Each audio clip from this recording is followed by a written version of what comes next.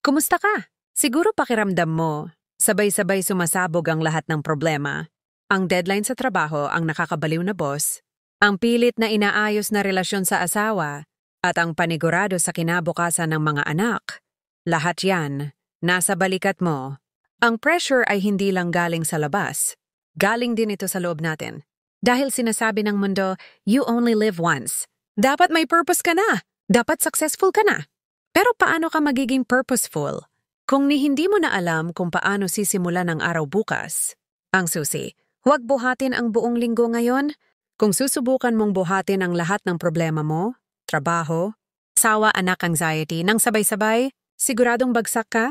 Alam mo ba ang pinakamalaking pagkakamali natin? Tinitingnan natin ang listahan ng mga problemang dapat ayusin sa loob ng isang taon at inaasahang aayusin natin ito sa loob ng isang araw. Ang tanging trabaho mo lang ngayon ay buuin ang araw na ito. Ngayon lang, hindi mo kailangang lutasin ang 10 taong isyu, ninyo ng asawa mo sa loob ng isang gabi. Ang kailangan mo ay maging present at maging mabuting asawa sa loob ng isang araw. Hindi mo kailangang baguhin ang toxic na kultura ng kumpanya ninyo sa isang upuan. Ang kailangan mo ay tapusin ang isang task ng maayos at protektahan ang iyong sariling peace sa loob ng 8 oras. Ang kasalukuyan ay ang tanging lugar kung saan mo magagawang magbago. Para sa ating pusong pagod, ang power of ngayon. Hindi mo kontrolado ang magiging mood ng boss mo bukas. Hindi mo kontrolado kung nasaan ang mga anak mo 10 taon mula ngayon. Pero kontrolado mo kung paano mo tatapusin ang hapon na ito. Nasa gitna ka man ng pagod na pag-aayos ng relasyon o ng pag-aalala para sa pag-aaral ng mga anak mo, tandaan mo, ang maliit na hakbang ngayon ay mas mahalaga kaysa sa perpektong plano bukas. Mandatory CTA. Kailangan mo ba ng dagdag lakas? Sabi nga nila, hindi ka nag-iisa sa laban na ito.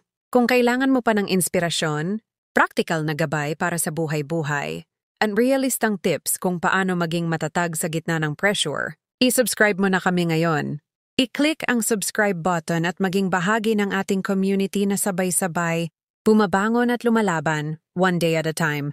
Ang totoong kahulugan ng live once, ang you only live once, ay madalas gamitin para mag-pressure sa ating gumawa ng malalaking bagay.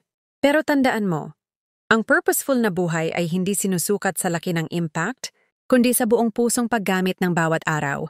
Ang purpose mo ngayon ay maaaring simple lang, maging kalmado habang naghahanda ng dinner, makinig ng walang paghuhusga sa asawa mo, mag-set ng boundary sa trabaho at huwag mag-check ng email pagkatapos ng 6 p.m. Huwag mong hayaan na ang bigat ng bukas ang magpabigat sa araw mo ngayon. Kaya't huminga ka ng malalim. Tapusin mo itong araw na ito ng maayos. At bukas, simulan ulit nating buuin ang buhay natin isa-isa, araw-araw.